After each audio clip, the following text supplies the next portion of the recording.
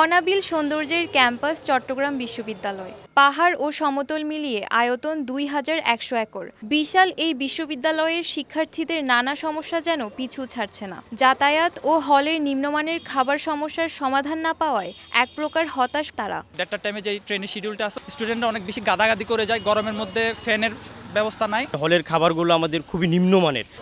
Shuttle ট্রেনের schedule ও বগি বৃদ্ধি, হলের খাবারের মানের দিকে সজাগ দৃষ্টি, হলে সুষ্ঠুভাবে সিট বন্টন সহ পড়ালেখা বান্ধব পরিবেশ তৈরি ও নিরাপদ ক্যাম্পাসের আশা শিক্ষার্থীদের। চক্রাকার যে বাসটা ছিল, যদি বাস চালু হয় তাহলে স্টুডেন্টদের ডিপার্টমেন্টে যাতায়াতটা সুবিধা হয়। এদিকে সব সমস্যা দূর করে ক্যাম্পাসে শান্তি বজায় রাখতে শিক্ষার্থী ও প্রশাসনকে একসঙ্গে কাজ করতে হবে বলে জানান সমাজবিজ্ঞান অনুষদের ডিন ও নতুন উপাচার্য।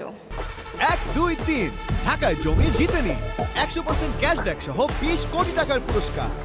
সবার যে সমস্যাগুলো আছে প্রশাসন তাদের ক্যাপাসিটিতে যতটুকু পারে অ্যাড্রেস করবে, তাহলে বিশ্ববিদ্যালয় রাইটলি চলবে।